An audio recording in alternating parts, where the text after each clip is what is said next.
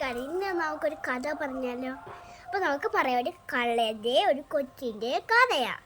ഒരു ദിവസമാണെങ്കിൽ മൂന്ന് കള്ളനും ഇങ്ങനെ റോഡിൽ കൂടെ നടന്നുകൊണ്ടിരുന്നപ്പോഴായിരുന്നു ഒരു കൊച്ചു നടക്കുന്നത്.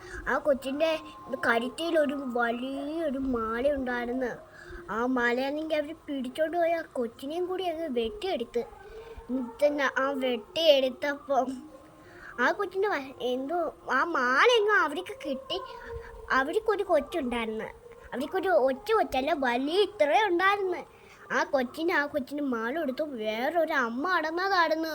അപ്പോഴാണ് ആ അമ്മയുടെ കൊലുസ്, മാല, കമ്മല്, ചെയിൻ അതൊക്കെ കണ്ടപ്പോഴായിരുന്നു അവരത് പിടിച്ചോണ്ട് അങ്ങ് പോയി. എന്നിട്ട് അവരങ്ങ് അലറി അങ്ങ് വിളിച്ച്, നാട്ടുകാരെ ഓടി വരണോ, എൻ്റെ മാല പിടിച്ചോണ്ട് പോയേ കല്ലേ. അങ്ങനെ അവര് അലറിയപ്പോഴായിരുന്നു ഒരാൾ അവിടെ നടന്നു പോയി. എന്നിട്ട് അവരോട് എന്തോ ചോദിച്ച്, എന്തോ പറ്റി? അവർ പറയണേ, മാലയും ചെയിനും കമ്മലും കൊലുസും എടുത്തോണ്ട് പോയി. അത് ആരാ? കള്ളൻ എടുത്തോണ്ട് പോയി. പോയപ്പോൾ അവർ കള്ളൻ്റെ വീട് അവർക്ക് അറിയാം. അപ്പോൾ കള്ളനെ അവിടെ തലയ്ക്ക് ഒച്ചൊരടി. കുറുവാ സംഘം അതുപോലെയാണ്. അപ്പോൾ ഒരു ദിവസം രാത്രി ഉറങ്ങുന്ന നേരത്ത് കുറുവാ സംഘം വന്ന് അപ്പോൾ എല്ലാവരെയും ചെടിയൊക്കെ എടുത്തോണ്ട് പോവുക. ഞാൻ യൂട്യൂബിൽ കണ്ടതാ. ഒരു കുറുവാ സംഘം വന്ന് ഒരു ചെടി എടുത്തോണ്ട് പോയി. 6 ഫോണിൽ കുറുവാ സംഘത്തിൻ്റെ വോയിസ് വന്ന്.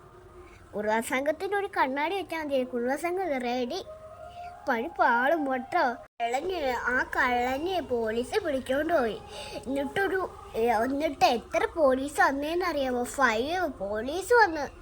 അവരെ അങ്ങ് പിടിച്ചോണ്ട് 3 കള്ളൻ നടന്ന് അവിടെ അങ്ങ് വണ്ടിക്കകത്ത് കയറ്റി ഒരു ജയിലിൽ എങ്ങോട്ട്.